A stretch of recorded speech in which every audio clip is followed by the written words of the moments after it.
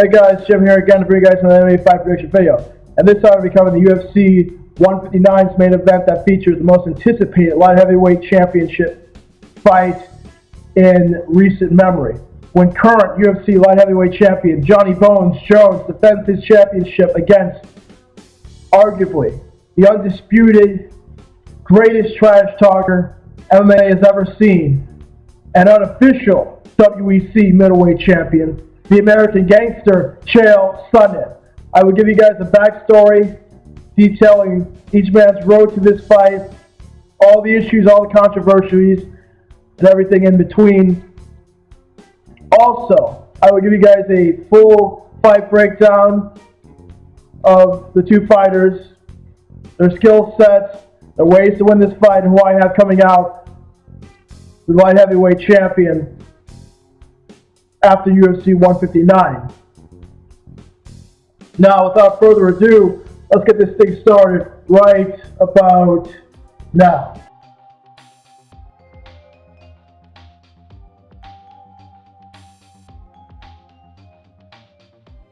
The curious case of Jon Jones and Chael Sonnen goes like this, guys. Having Jon Jones defeat Sugar Rashad Evans at UFC 145 to retain his championship with a lopsided unanimous decision victory, he would be involved in two situations where his decisions greatly impacted his squeaky clean image and his credibility among fans, media, and his promoter alike. The first incident was his car accident that reminded us all not to drink and drive. Remember that.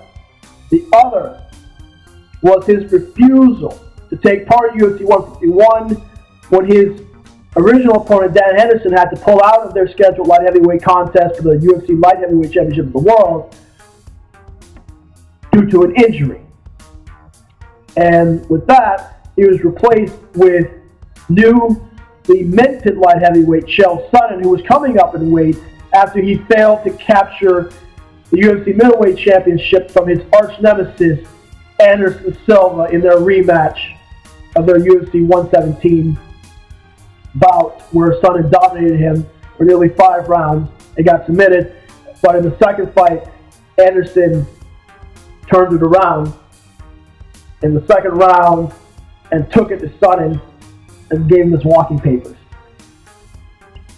But regardless, getting back to this topic, Jon refused to fight Sonnen due to Greg Jackson telling him that that would be a terrible move for his career to take on an unprepared, unconditioned Chael Sonnen with 8 days' notice. Call me crazy, but that's easy money for Jon Jones, people. Come on. Because he was well prepared to fight and Chael wasn't. And we all see what happens when fighters come in unprepared and not well conditioned against high-level competition. They get their asses kicked. As good as Chael is, he wouldn't have been on par with Jon at all if he would have fought him at that event the way he was. He would have his ass kicked. But that's neither here nor there. As a result of Jon's refusal, the event was canceled, and that affected not only the UFC, but the fighters in turn that were involved on that card, because they didn't get a paycheck for that event. You know, 2, it affected the UFC because the loss of revenue, pay-per-view wise and TV wise. And Jon has the audacity to say that he didn't know that if he didn't partake at that event, that the event would be canceled. Are you kidding me? Who else were they going to put on as the main event? Jay Haran and Jake Ellenberger? Please. Now, both those guys are great athletes and great fighters, but they're not star fighter material at this time. And I don't think anybody was willing to pay $49.99 to $60 to see those two guys scrap as a main event. I don't think so. But regardless, Dana matched up Jon at UFC 152 with Vitor Belfort, former UFC Light Heavyweight champion. But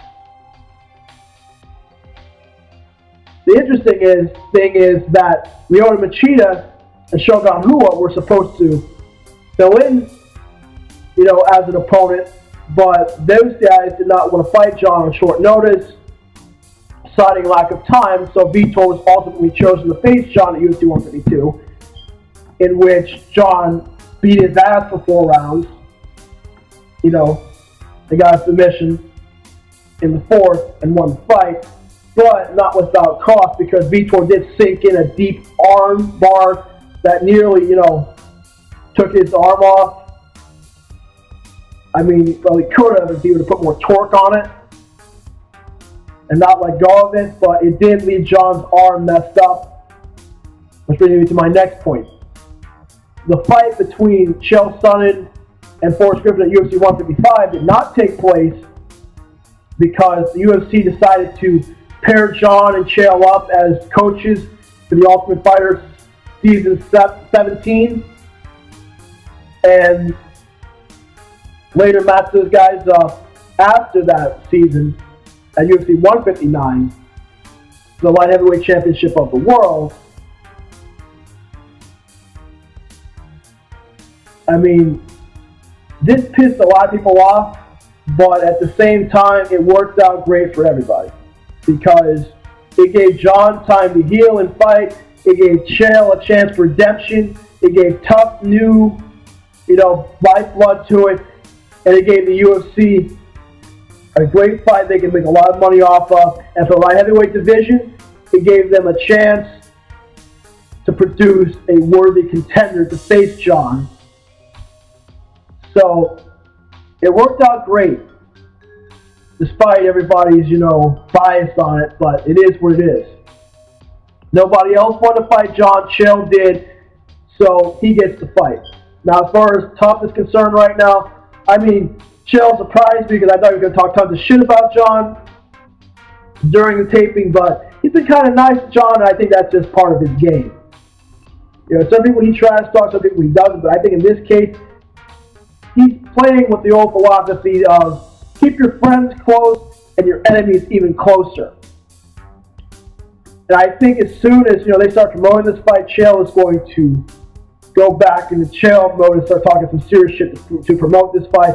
Regardless, coming into this fight, it's really the case of Chael trying to redeem himself and prevent a 3rd loss in a UFC title match and become the light heavyweight champion of the world and fulfill his promise to his father to become a world champion. In Jon's case, it's to defend his championship, finish his business with Chael, and, move one step closer to breaking T. Ortiz's record in title defenses. Now, as far as who's going to win this fight, that'll be coming up right about now.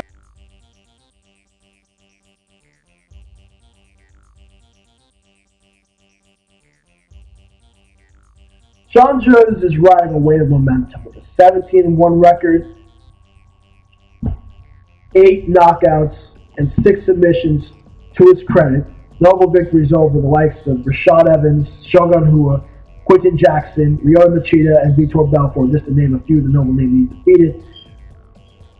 His only loss was to Matt Hamill in a fight he was dominating. He got disqualified due to Mazzagatti being a dickhead and not giving him a warning. But regardless, he's going to enjoy a huge reach and striking advantage over Chael Sonnen, due to him having an 84-inch reach to Sonnen's 74-inch reach, I mean to say. which means he's going to have 10 inches of reach over Sonnen.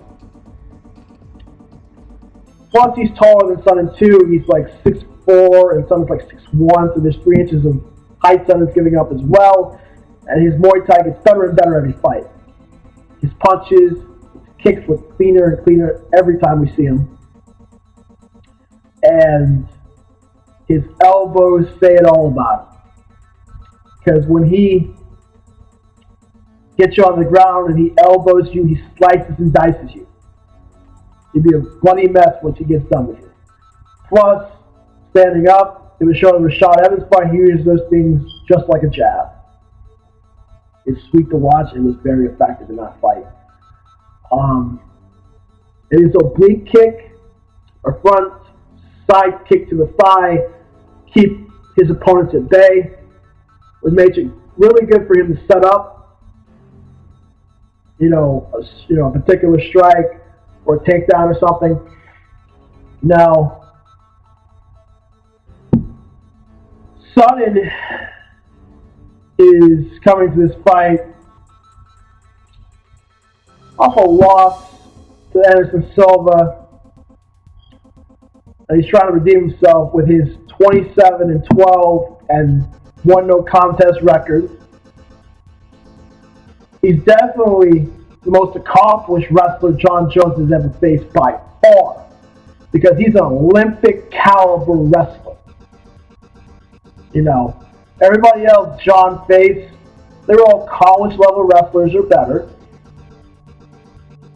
but they're not Olympic class, none of them. So, with that in mind, can Chael get Jon to the ground? If Chael can get in close enough and drag him there, yes, he can. But Jon has great takedown defense, and despite him just being an accomplished junior college level wrestler, he's taken down all the guys that were ranked above him wrestling-wise. So it's going to be very interesting wrestling-wise. He's going to be able to dominate. But if Chael Sonnen cannot get this fight to the ground, Chael Sonnen gets his ass kicked. It's that simple. But his stand-up is pretty good too. I'll give Sonnen his due. I mean, he did rock Anderson Silva in their first fight. He did outstrike Okami. And, but his main ways of winning this fight is basically what he does every fight. He just shuts you down and smother you, ground and pound. And he's also shown that he can submit guys off, on the ground as well. When he second round arm choked Brian Stamp. I mean, if you look at his record, he actually has like 7 wins by KO and 4 wins by submission. So, he has submissions too, guys, but at the same time, he's susceptible to submissions, which what Jon does very well is submit people. He submits people very well. Just ask Rampage Jackson, Leota Machida, and Vitor Belfort, how well Jon can submit people. Now, since that's brought up, I mean, I hope Chael was working diligently with Vinny on his submissions. But Vinny, you're on drugs. I think Chael's going to really submit Jon Jones. I'll be honest with you. You're on drugs, my friend. But nevertheless, I see this fight playing out like this. I see Jon defeating Chael Sonnen by either TKO or by submission. Mainly because, like I said, he's susceptible to submissions, and he's not really he's a good striker, but he's not on Jon Jones' level as far as striking. He's not even on Anderson Silva's level striking, or Bisping. So, Jon's a little bit of ways of catching Anderson, but Bisping is not on Jon or Anderson's level striking-wise. He's a good striker himself, but he's not on, and Chael had problems with Bisping striking, for goodness sake. So I think, Chael's going to have some problems striking-wise against Jon because Jon, I think, will tear him up on the feet. And I think he can submit him, too. So, like I said, my official prediction for this fight is that Jon Jones defeats Chael Sonnen by a finish. I mean, Chael is going to be game. I can't count him out. The guy has great cardio. I mean, they both do, but the fact is, I don't see this thing going 5 rounds.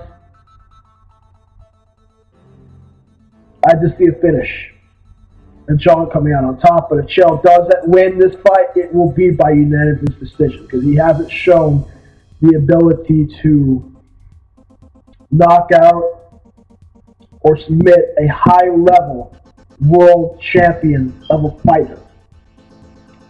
I mean, he's finished some guys that were, subpar, but he's never really finished a world champion level fighter at all. Brian Stan's WEC champ, and we'll leave it at that. He's still not world champion level material. That's if you guys want to bring that up.